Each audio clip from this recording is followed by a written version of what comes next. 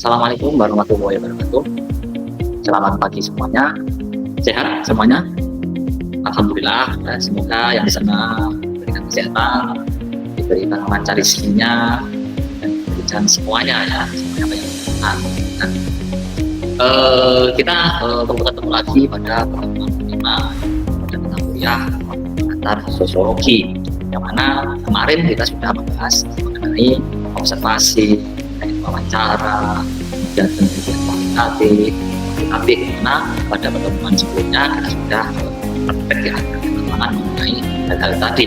Nah, pada pertemuan pada hari ini ya, kita akan membahas mengenai proses dan sosial. Sebelum kita memulai pembelajaran pada hari ini, alangkah baiknya kita berdoa bersama dan membaca basmalah. Bismillahirrahmanirrahim. Ya, semoga pembelajaran pada hari ini akan membawa dampak positif ya, manfaat untuk kita semua. Amin. Amin. Nah, pada pertemuan pada hari ini kita akan membahas mengenai proses dan interaksi sosial, yang mana saya sebagai dosen pengamat sini akan membahas sedikit mengenai proses dan interaksi sosial, dan nanti akan dilanjutkan oleh presentasi dari teman kita. Nah, proses sosial yaitu adalah interaksi yang terjadi dalam anggota masyarakat dengan pertemuan dan kegiatan-kegiatan sosial terjadi secara bersamaan, sehingga dalam kaitannya terdapat sebuah interaksi sosial yang terjadi secara dinamis antara manusia satu dengan yang lainnya. Nah, di sini proses sosial itu ada dua jenis, yaitu asosiatif dan disasosiatif. Nah, nanti saya akan menjelaskan sedikit mengenai ini. Nah, ini asosiatif, ada kerjasama, yang bersama, yang ada komunikasi. Di sini komunikasi sebagai apa ya, kalau terjadi konflik misalnya di tengah, ada asimilasi, yakni pertemuan budaya kemudian menghasilkan budaya baru. Akhirnya ada akulturasi, yaitu pertemuan budaya lama dengan budaya baru tapi tidak meninggalkan budaya lamanya. Ini itu akulturasi ya. Pada ada contoh, kalau di dekat kita di daerah kita ini kan kita di daerah Kudus. Nah, kalau di Kudus itu ada namanya Masjid Menara. Nah, itu masjid itu tidak meninggalkan budaya lamanya, dan masih budaya lamanya sampai sekarang. Nah, kalau sebenarnya contoh akomodasi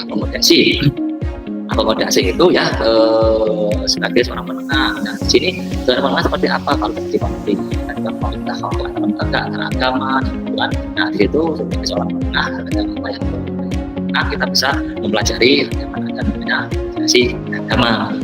Nah, kemudian ada disasosiatif, ada potensi, ada persaingan, ada konflik, yang persaingan bisa persaingan antar toko, antar usaha, kemudian konflik bisa menjadi konflik agama, konflik agraria dan sebagainya. Itu kalau konflik agama itu yang dekat-dekat kita itu yang berulang kemarin ada konflik PWI dengan FPI atau konflik agama. Nah, itu berarti kita moderasi beragama itu di sini sangat dibutuhkan, sangat penting ya moderasi agama di sini. Untuk sebagai seorang penengah itu akan konflik itu. Nah, itu adalah gambaran perkuliahan kita hari ini yang tema akan dilanjutkan oleh presentasi dari teman kita. Nah, silakan teman yang membacakan untuk presentasi hari ini, silakan untuk presentasikan. Ya, oke, diskusi yang menarik ya dari presentator kita. Tanya jawab diskusi yang sangat menarik ya. Saya apresiasi diskusi pada hari ini ya, dan sangat baik ya mengenai proses sosial. Nah, setelah itu saya akan melanjutkan mengenai proses interaksi sosial. Tadi sudah dijelaskan, maka saya di sini aku akan menjelaskan lebih luas lagi mengenai proses sosial dan interaksi sosial. Saya akan melanjutkan apa yang saya buka tadi. Nah, ini adalah dampak sosialnya, dampak dari proses sosialnya. Ada dampak positif, ada dampak negatif. Setiap proses itu pasti ada dampaknya ya, entah itu dampaknya positif ataupun negatif. Semua proses itu pasti ada hal-hal yang sifatnya positif, ada hal-hal yang sifatnya negatif. Nah, ini kemudian kita lanjut pada interaksi sosial ya. Interaksi sosial itu adalah pertemuan antara individu atau individu kelompok yang sangat terjadi, ada namanya komunikasi, dan terjadi adanya saling tukar pikiran dan hubungan orang lain, namanya interaksi sosial. Lanjutkan. Nah, sebagai seorang manusia atau sebagai seorang makhluk individu yang di dalam masyarakat ya, di dalam masyarakat itu pasti membutuhkan namanya sosialisasi. Nah, sosialisasi itu entah bertetangga, entah ikut cangkupan, entah ikut RT-nya, kemudian dari itu untuk mengenal apa? Untuk mengenal orang lain, mengenal tetangganya, sosialisasi untuk mengenal orang lain. Ya. Sehingga dari itu maka kita sebagai masyarakat yang individu dalam masyarakat itu pasti membutuhkan namanya orang lain. Kita mau ada gawe, kita membutuhkan orang lain. Kita ada pekerjaan bangun rumah masing-masing ada namanya gotong royong desa. Nah, itu pasti membutuhkan orang lain. Kemudian kalau kita malas keluar gitu kan, sebagai seorang katanya introvert kalau anak zaman sekarang itu introvert. Nah itu kan kalau malas keluar pasti dia kalau pengen makan dia membutuhkan orang lain, yaitu makan Gojek ataupun Shopee Food gitu kan, mengatakan makanan atau memesankan makanan. Nah, kita itu tetap membutuhkan orang lain. Itu dalam sosial itu seperti itu. Nah itu, faktor terjadinya interaksi sosial, ada tindakan sosial, ada kontak sosial, dan ada komunikasi sosial. Ini juga tadi sudah dijelaskan oleh materi kita, terhadap kita.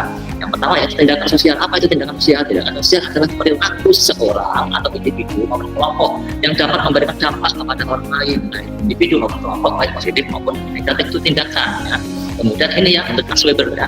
Seperti halnya kita sudah berkenalan pada pertemuan sebelumnya, ada Emil Durkheim, ada Larsen, ada Max Weber, ada Karl Marx. Ini Max Weber ya.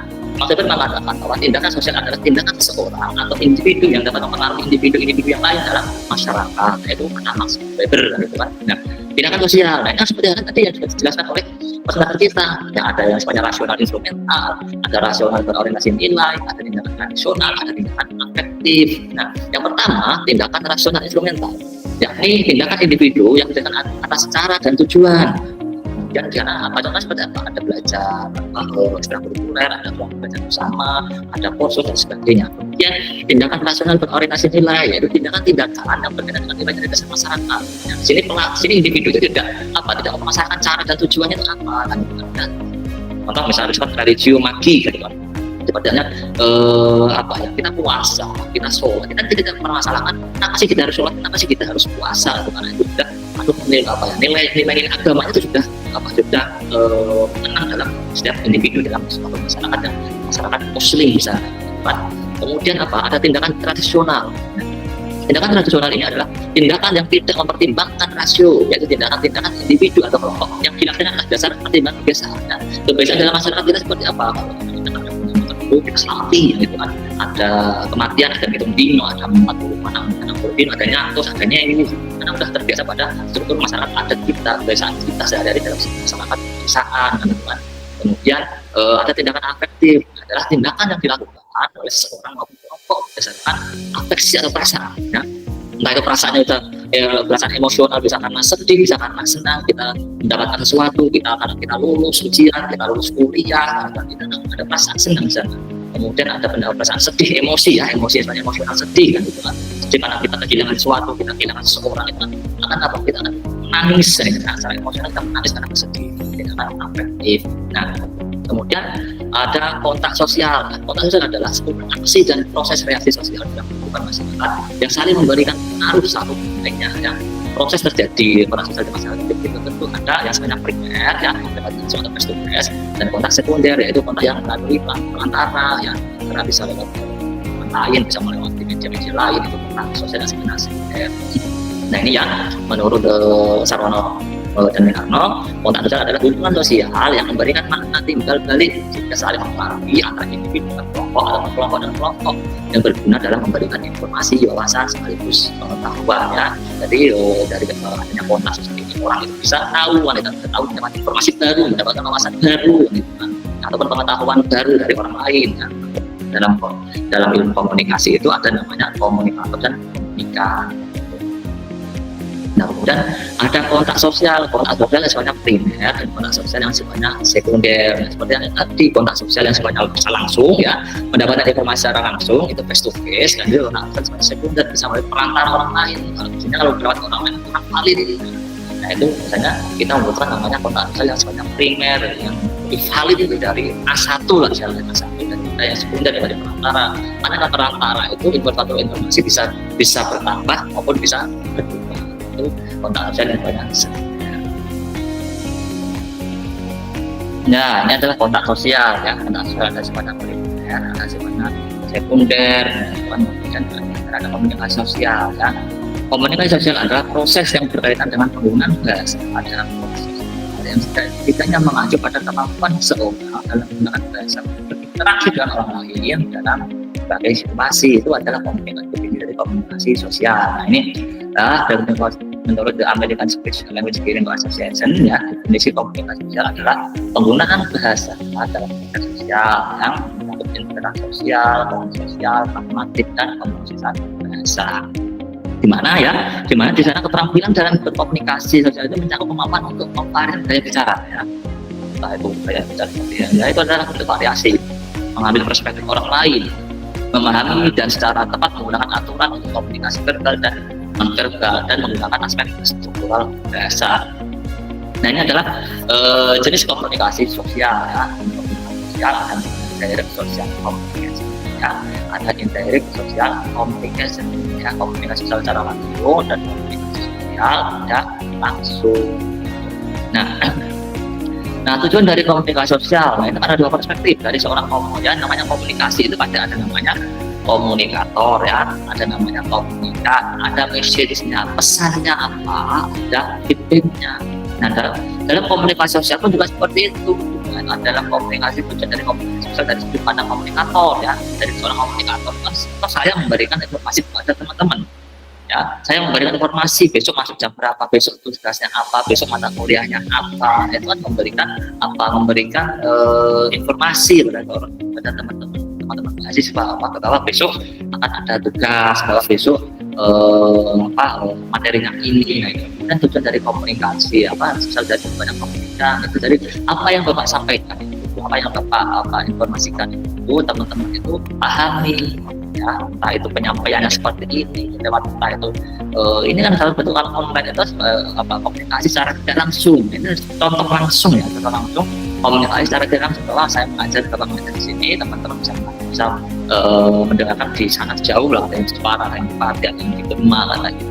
Nah itu dari apa yang Bapak sampaikan itu nanti teman-teman pelajari sehingga untuk untuk sebagai bentuk pengetahuan di masa Semarang mendatang ya, gitu kan. Ya semoga semoga yang saya sampaikan pada hari ini bisa bermanfaat dan apa yang teman-teman dapatkan itu bisa bermanfaat untuk masyarakat di luas lagi. Ya silakan kalau ada pertanyaan. Nah, dan sekarang ada pertanyaan. Oh ya silakan ya. Ya pertanyaan yang bagus ya dari teman-teman. Nah, kemudian untuk diskusi Bapak sudah mengirimkan bahan diskusi yang sudah Bapak kirimkan di Google Classroom ya, kan teman-teman bisa cek di Google Classroom masing-masing. Itu adalah untuk bahan diskusi.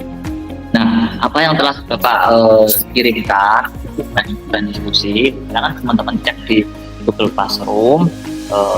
Bapak sudah mengirimkan file bahan diskusi kita untuk pertemuan kedepannya, yaitu mengenai sosialisasi dan kepribadian. Silakan teman-teman pelajari itu ya untuk bahan diskusi dan untuk bahan bacaan. Nah, nanti juga file PPT ini juga Bapak akan kirimkan di Google Classroom untuk teman-teman pelajari. Nah, ya semoga apa yang Bapak sampaikan atau teman-teman ada sudah teman-teman presentasikan pada pagi hari ini bisa bermanfaat untuk semua. Amin. Nah, sebelum kita tutup obrolan pada pagi hari ini, Bapak mengucapkan terima kasih atas partisipasi dari teman-teman, atas partisipasi dari presentator maupun dan diskusi pada pagi hari ini. Mari kita tutup perkuliahan pada pagi hari ini dengan bacaan hamdalah bersama. Alhamdulillahirabbil alamin. Assalamualaikum warahmatullahi wabarakatuh.